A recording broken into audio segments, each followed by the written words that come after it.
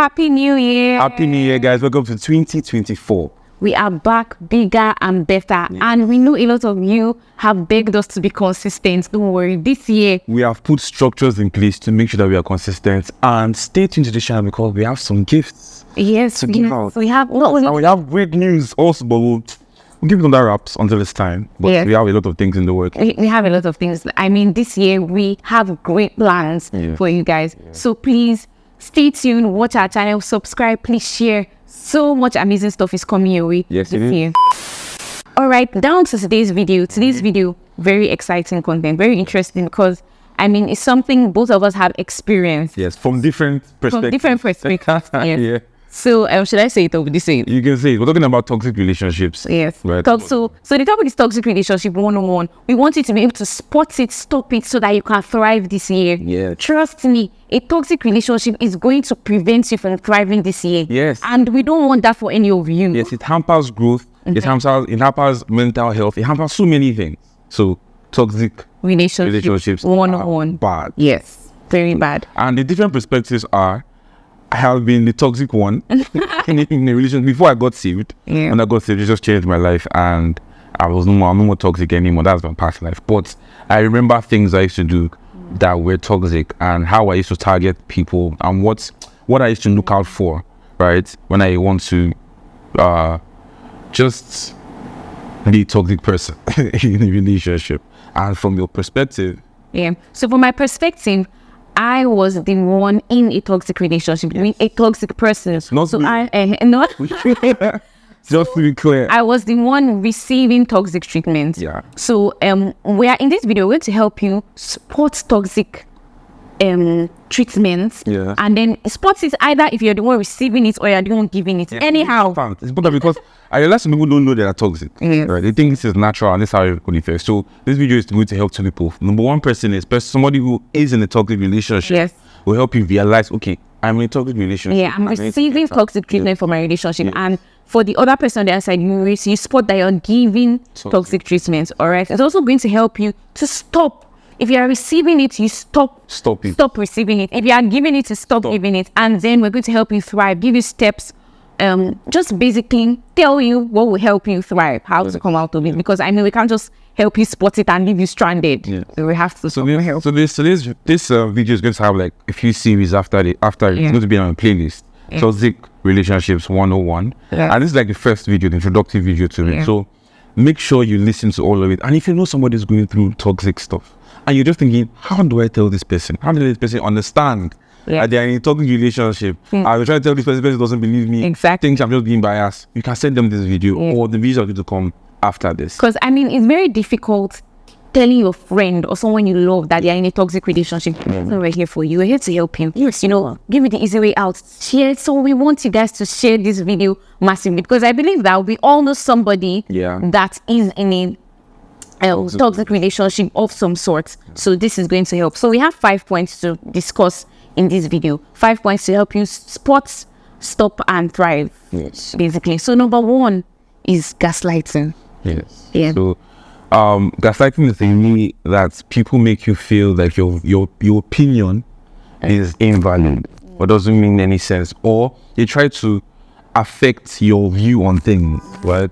So they try to make you feel like your reality is not true. You understand? They try to paint reality for you and try to make you feel like, oh, what you saw, what happened, that's not really what happened. This is what happened. Exactly. Make you doubt your sanity. Yes. Am I crazy, or did this not happen the way and this happens especially when you confront them and you are like, this thing happened, I made me feel this way, and they can say, oh, it didn't happen, or I didn't say that. And you're just like, God, am I crazy? Like, I literally heard you say this, but there's nobody to defend you. You don't have a recording, and typically the person gaslighting you, they always seem to have the better memory. So you always doubt yourself. Yeah, true. They make you doubt your reality. They make you doubt reality. Sorry, not your reality as it is. And the reason why they do that is so that they can have a semblance of control of the relationship. Because they realize that if you are catching on to the truth, which you normally are, whenever you have this instinct, you actually might be true. It might be right.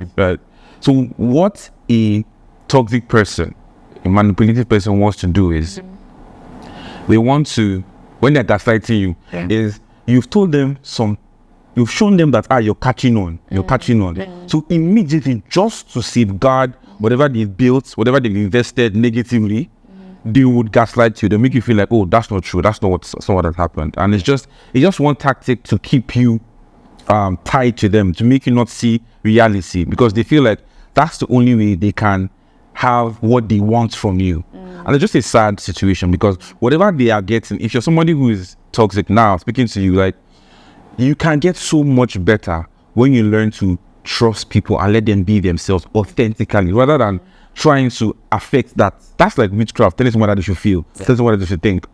The beautiful relationship you are looking for, because when people are toxic, when they are doing this kind of thing, they're just looking for something real, something good, and they think this is the only way they can get it, right? Exactly. Yeah. So the only way you'll be able to get that authentic relationship and letting people be themselves. No two people are the same. So it's okay somebody thinks different from you. Just know that gaslighting is wrong.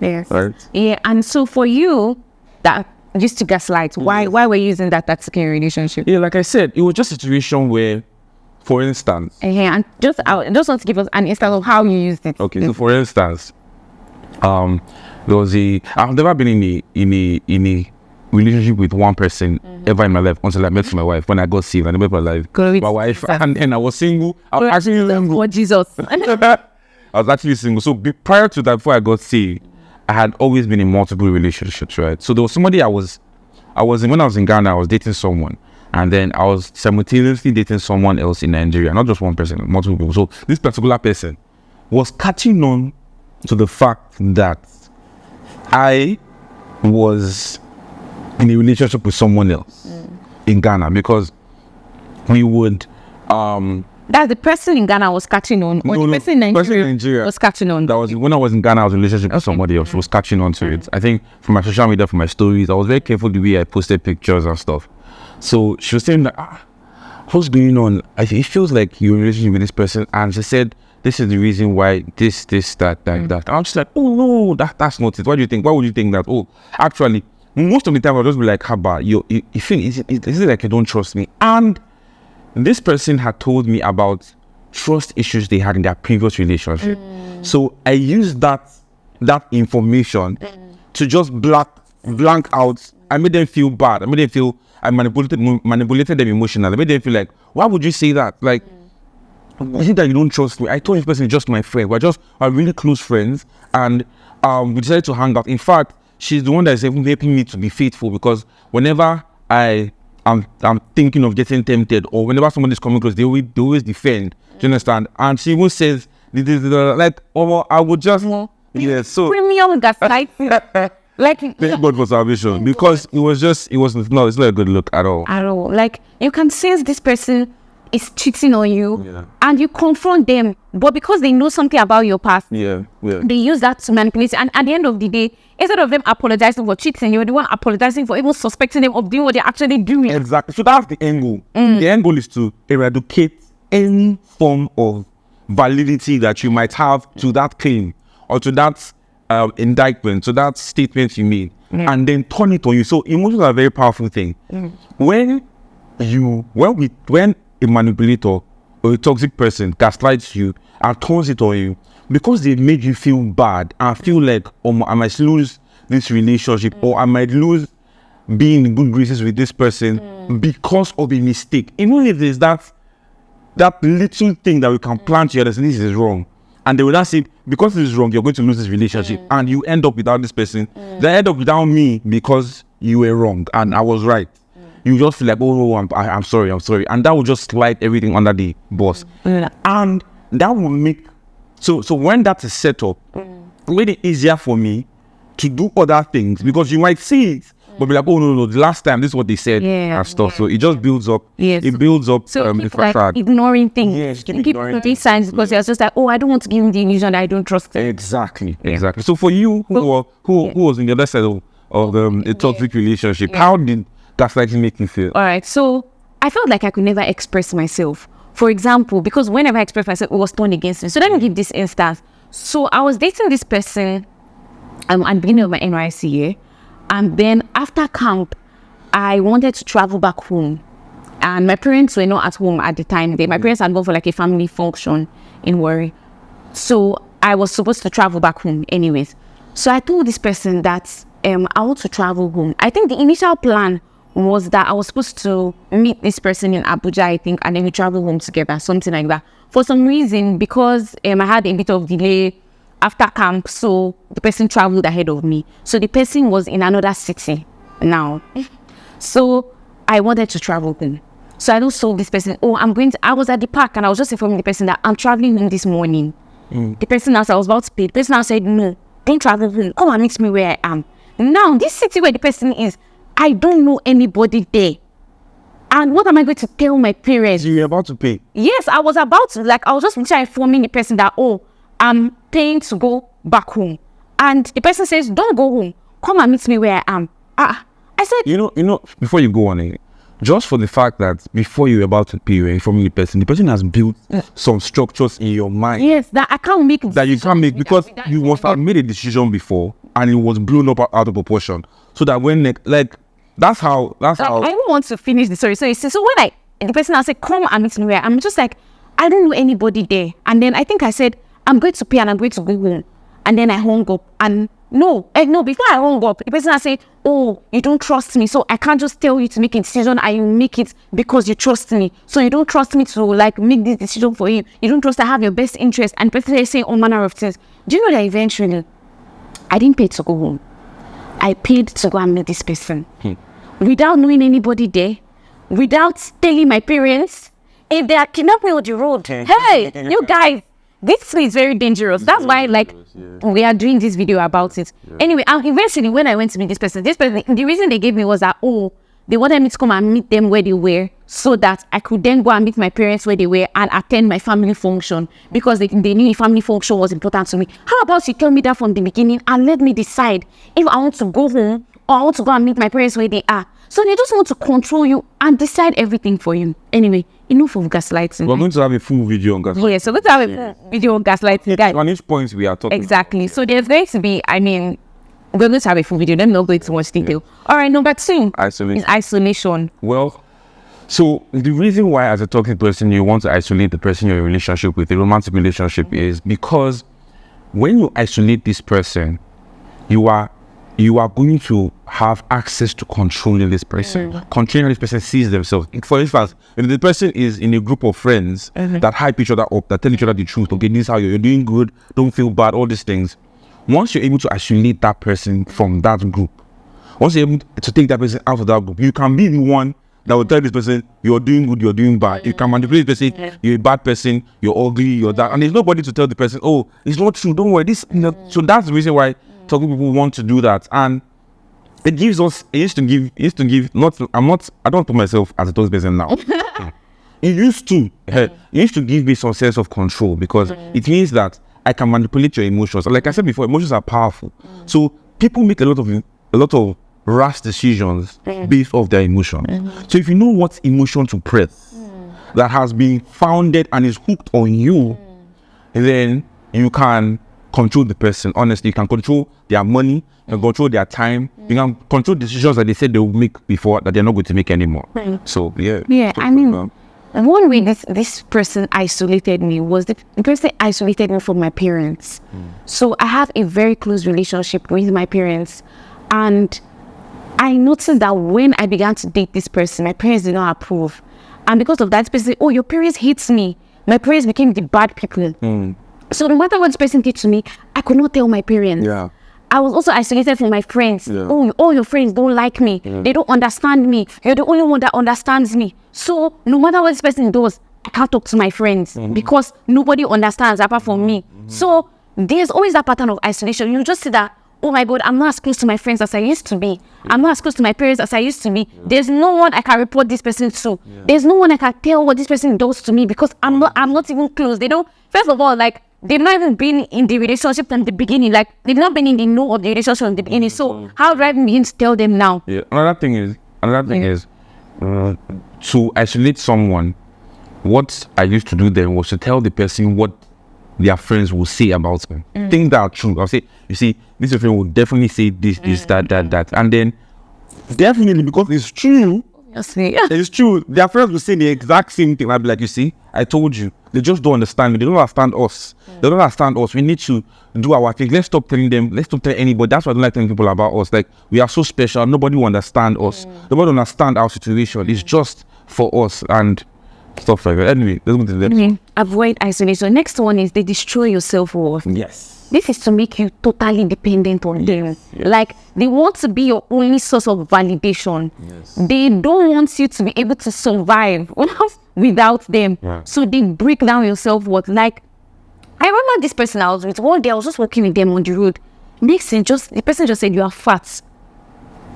And then I was just like, I started thinking, like, have I added weight? Is it like, what am I doing? You know, see, questioning myself. I want the person saw how much.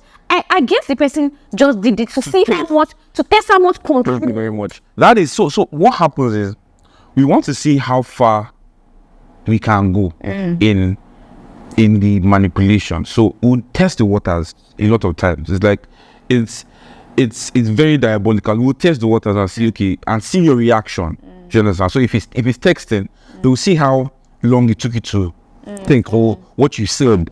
But if it's physical, they'll see maybe your pupils dilating, how maybe if you're walking, if you stopped, if your countenance fell, all those things, just to know how much power we have over you. Yeah. So I mean, immediately it got to me, and I was like really sad and all that. But after some time, person I said, "Oh, I was just joking." Another thing is, after sometimes they will say it and leave it, and then they will meet then not too far, not too long after, because this has to be after they've actually taken. Because if they tell you that you destroy yourself, try to destroy your self-worth, you know that okay, there's a group of people that you can go to that will validate. So after they've done actuated you, they can now start this. So when they start this, right? After they tell you, maybe they say you're too fat. They'll give you a few times. Like, okay, you look so much better. You look like you're so nice. You look so. They will feed you some tidbits of a compliment and make you look forward to that. Even hang on that. Now they've destroyed your self-worth. Any self-worth you built anywhere else, and they are now the ones that give you self-worth. So your self-worth is tied to them. That's the end goal. Yeah, I mean, I was someone who, like, I knew my self-worth before I entered the relationship because I have parents who validate me, who love me. Now, being with this person tried to break all that down. I mean, they didn't totally take everything down because my parents had done a fantastic job. If I didn't have parents that validated me, it would have been harder. It even took my parents to bring me out of that. So, if you don't have all that, you have us doing this video for you. So that you can see the light. And what like Jojo said about compliments. I remember that same day, he complimented my hair. You know, after calling me fat. So, guys, oh my God. Yeah. So the next one is manipulation. And this comes in various forms. For instance, you never feel like you can fully express your thoughts or emotions, right? And that is to dominate your mind space. So even when you think in this person's voice. So for instance, if you want to complete a thought or you're talking about something, they interject you and they say, "Oh no, that's rubbish. So this is what, and they don't listen to you. A lot of times, because you don't actually voice it out and they don't allow you to voice it out, if that is done over time, you will take this person's thought process as gospel truth. Yes. Like, it suppresses your thoughts, your emotions. You can't trust yourself with anything. You can't trust yourself to make a decision without them because you feel like you always make rubbish decisions. What they've made you believe. Exactly. You can't even trust yourself when you feel like they're harming you because they've always told you that you are always lying against them. Like, you are always the one that makes mistakes. So when you see their mistakes, you can't say, "Oh, you're making a mistake," because they're just like, I'm the one that makes mistakes, not this person. So, yes, and this is the end goal of this is to keep you there. So when you want to break up, when you realize some things like this, maybe you follow your intuition or somebody just tells you, notices things and tells you. And for instance, you now want to try and break up with the person because they built up the fact that you can't trust your emotions, you can't trust your thoughts. Do you understand? You can't fully express yourself. They will turn it and make you feel like, "Oh, what you're doing is wrong. What you're saying is wrong. What you're doing is not true. What you're saying is not true." and stuff like that. To make it difficult to leave. Yeah. Another thing is that it's always about them. Yeah. Whenever you are hurt or you have concern and you express it, they always invalidate your feelings. Why when they think there? Yes. So I think they're only. yes. So they never apologize to you. Whenever you feel like, oh, this person has done something wrong to me, and you're just like, this time around, they must apologize to me. Before you know, they will turn it around, and then you find yourself apologizing again, and you're just like, why does this person never admit they're wrong? Yeah, which is also the next point. You're always apologizing. Yes, I always apologize. You're always like, when something happens, two people have fault. Yes. There's nobody that is perfectly on one side.